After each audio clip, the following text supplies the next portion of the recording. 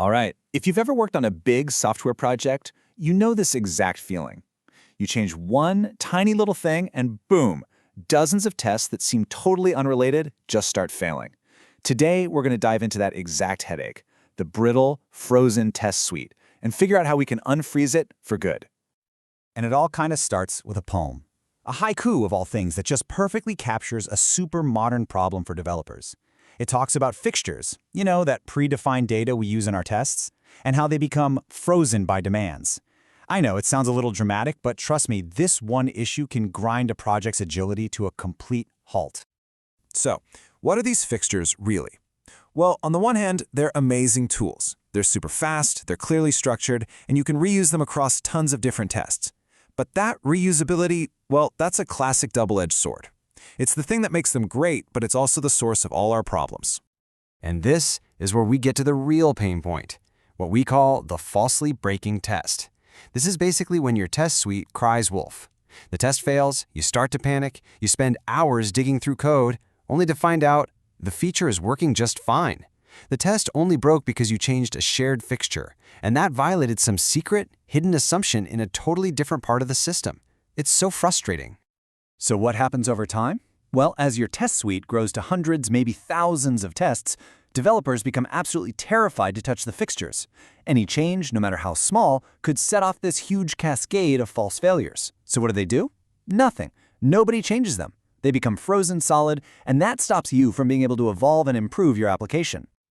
So how do teams usually react to this? When they're faced with these frozen fixtures, developers almost always fall into one of two common traps. These are workarounds that feel like a quick fix at the time, but believe me, they only make the problem way, way worse in the long run. Okay, so first up, we've got the endless path. The thinking goes, okay, I can't change the old fixtures? Fine, I'll just add brand new ones for my new test. This leads to a bloated, totally confusing database where nobody has a clue what data is for what. Then there's the patchwork path, where you start changing the fixture data right inside the test itself, and congratulations, you've just started reinventing test factories, but in the messiest, most ad hoc way possible. Yeah, neither of these is a good solution.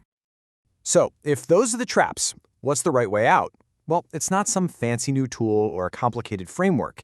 It's actually more of a philosophical shift. It's about adopting this kind of Zen-like approach to writing tests, one that's all about precision and intent. See, a good test suite should be a perfect signal. It should only ever fail when something is truly broken. Any other result is, well, kind of like a sin. On one side, you have the false alarm, the test that fails when the feature works. That's just waste your time. But on the other side, and this is probably worse, you have the test that passes when the feature is actually broken. That gives you this false confidence and you end up shipping bugs straight to your users. Both of these just destroy any trust you have in your tests. So here it is. This is the central principle, the real key to unfreezing your fixtures. A test should test only that which it is meant to test, no more and no less. It has to be incredibly precise. It should verify just one specific property of your code. This simple idea, when you really apply it with discipline, it changes everything. Okay, I get it. That still sounds a little abstract, a bit philosophical. So let's make it super concrete. We're going to walk through two really common examples to see how this whole Zen of precise testing thing actually works in real code.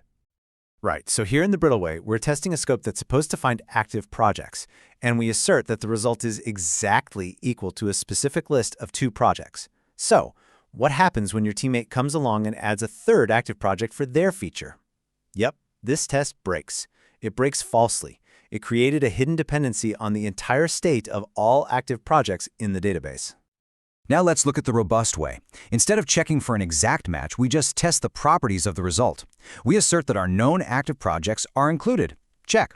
We assert that our known inactive project is not included. Check. And here's the magic bullet. This test is now completely fine when new active projects are added somewhere else. We've totally decoupled it. We've unfrozen the fixture. Okay, here's another classic one. Testing the order of a collection. The brittle approach, once again, hard codes the entire collection. This test is going to break if any project is added or removed or changed, even if the sorting logic itself is still 100% correct. It's just testing way too much. The Zen master's approach is way different. You have to ask yourself, What are we really trying to test here? We're testing that the collection is sorted by name. So let's test exactly that. We just grab the names from the collection and we assert that the list of names is equal to a sorted version of itself. This test now verifies the property of sortedness, and it couldn't care less about any other changes to the data. It's precise, it's robust, and it's just beautiful. So, after all this, I bet some of you are thinking about that great developer debate, the one that's always looming over this whole topic. Let's just tackle that head-on. Does mastering this technique mean that fixtures are definitively, once and for all, better than their main alternative, which is factories? Have we finally settled one of the great holy wars of software development? Well, the pragmatic answer is no. Look, this was never really about fixtures versus factories.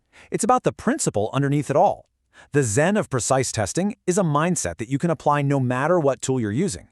It's about writing focused, resilient tests that don't break for the wrong reasons. The best tool is just the one that fits your project, as long as you use it with this principle in mind.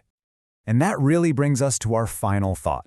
The big takeaway here is a question that you should start asking yourself the next time you write a test, or maybe the next time you're fixing one that broke when it shouldn't have. Just look at your code, look at your assertions, and ask yourself this: what assumptions are hiding in my tests? Because finding those hidden assumptions, that's the first step to unfreezing your test suite for good.